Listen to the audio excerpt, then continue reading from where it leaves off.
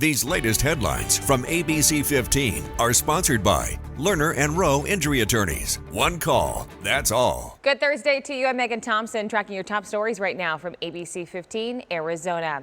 And we do begin with our verdict watch in the Lori Daybell murder conspiracy trial. Her second one in Arizona. This morning, the jury is set to continue deliberations as the case now rests in their hands. Daybell is accused of conspiring to kill her niece's ex-husband, Brandon Boudreaux, with the help of her now late brother, Alex Cox. Police say the shooting that Boudreaux survived happened in Gilbert back in 2019. Daybell not calling any witnesses or taking the stand before resting her case. AI continues to not just advance Arizona, but the entire world. And on to this warning, we're learning those of you who are on the job hunt may run into AI while searching. Scripps News Group's Holly Furfer is looking at how job seekers and hiring managers are using AI to change the hiring process. Your next job interview. Hi, I'm from Ribbon, calling about your AI-powered interview. Could sound a little like this.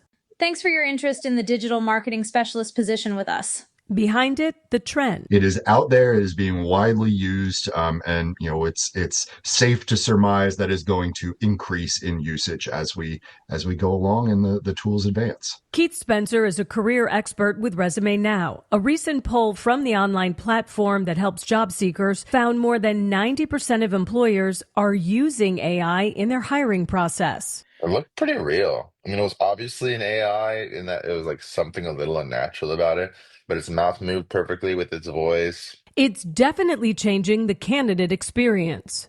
But I don't know, it feels like a waste of my time most of the time. I'm not usually happy as soon as I see something like that. But it is the next step in what has been an ongoing evolution in AI recruiting. It started out automating basic or repetitive tasks, like writing job descriptions or analyzing resumes. It was nice getting the chance to speak with you, Aaron. And now it's being used for a lot more sophisticated sort of use cases. More sophisticated tasks, like analyzing video interviews, scheduling and identifying passive candidates. Or there's even like AI recruiters now that are hitting me up, and then I'll be like, now can I call you? But no AI recruiter or AI interviewer has ever gotten me to talk to a human. Transparency is key from both the employer and the candidate. For employers, that means telling candidates AI is being used and how. Gotcha. I totally understand. But also to avoid biases that exist in data AI is learning from. For candidates, transparency means being authentic to your style, skills, and responses in interviews. What is your biggest weakness? You hear often that you have to beat the ATS or beat the AI, beat the bots, and that's not really accurate. Because in the end, it's one human to another looking for the best fit. It should be used to enhance and support your work rather than replace you. Holly Furfer, Scripps News Group. It is Monsoon Awareness Week. As the Valley braces for the start of monsoon season, APS is showcasing the technology it uses to help keep the power on for us. Crews rely on a predictive maintenance toolbox filled with high-tech equipment, from infrared cameras and drones to robots and diagnostic systems. These tools allow teams to detect equipment issues early, keeping the power flowing during our extreme weather. Want to know the condition of the equipment, and so it gives us the ability to know more about the equipment and ultimately find things that might be defective, allow the maintenance folks to repair them before they fail. Now, APS says this work is all about prevention and being ready before the next big storm rolls in. And this Saturday night, our ABC15 meteorologists will have resources with tips to protect your home and your family if you get stuck in a dust storm. It's all part of our ABC15 Monsoon Special. You can catch it right here at ABC15 on June 14th, starting at 9 p.m.